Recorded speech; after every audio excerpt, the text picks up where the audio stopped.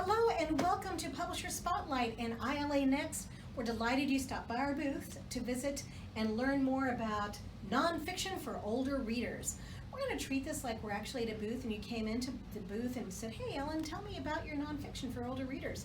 So that's what we're going to do right now. So let's start over here with, what should we start? Buffalo Bill. Let's start with good narrative nonfiction. Who doesn't love good narrative nonfiction? Buffalo Bill is such a larger than life character. And this gorgeous book from Two Lions has so many pictures and primary sources, and also it reads like an action adventure novel. So what's not to love with that? So that is from Two Lions. Also, we have graphic nonfiction. So if you've got graphic novel fans, yeah, it comes in nonfiction too. This is the story of Irena, who saved so many Jewish people during the Second World War, during the Holocaust.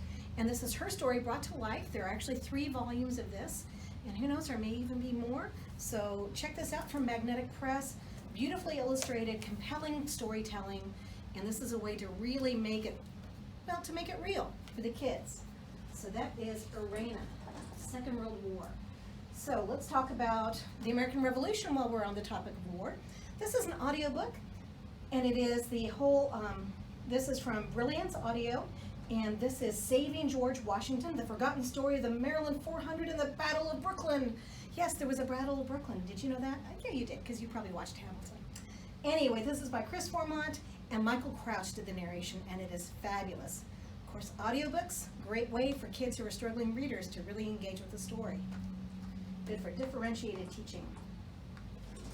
And also very durable. And this is Body Talk, 37 Voices Explore Our Radical Anatomy.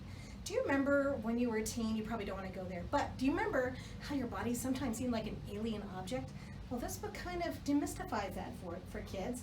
37 voices, and these are all sorts of people, models, musicians, actors, writers, talking about their body in different ways. So this is coming to us from Algonquin Young Readers. Just go there, why don't you? We also have music. And this is from What on Earth Books. And this is a timeline of the history of music. And this does not just cover Western music. No, no, no. It covers music from all over the world. And my arms are not quite long enough, but you get the idea. This is gigantic. Perfect for independent learning. So for kids who are stuck at home and need something more to do after they've done their classwork, there's a great way for them to go. Let's talk a little bit about All 13, the incredible cave rescue of the Thai boys soccer team. You remember the story? It was amazing how the kids were rescued one at a time, and they were so brave and courageous. Christina Soontornvat is the author, and she's a respected nonfiction author, but also she was in Thailand at the time. So hey, did you know I could pronounce your name correctly?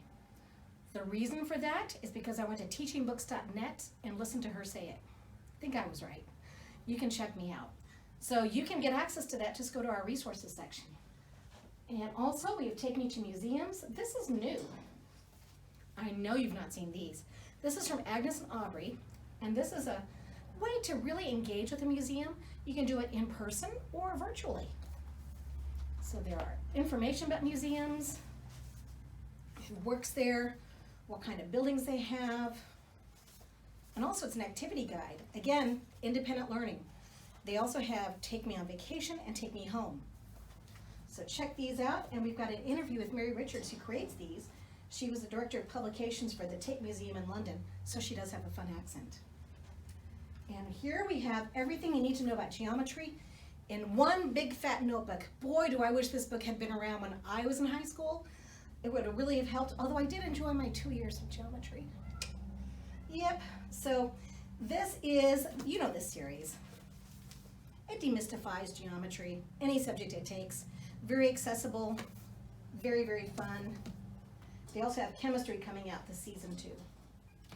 And last but not least, we have the Kids All New Encyclopedia Britannica. So this is gorgeous, but not only is it gorgeous, but it's big and full of information. So take a look at that. I don't know about you, but when I was a kid and I loved dipping into the encyclopedia, it was Funkin' Wagnalls and it wasn't nearly this colorful. In fact, I don't think it had any color. So, this is brand new coming this season, And Chris Lloyd, who is the editor of this, will be doing a presentation on October 17th. So you can learn more about this and also participate in a quiz and maybe win one. So if you're watching this before October 17th, be sure to visit us that day and come to the quiz, led by Chris Lloyd, who's also British and very fun. And that is what we have for Nonfiction for Older Readers. Thanks for stopping by, and check out our younger fiction and nonfiction in just a few minutes.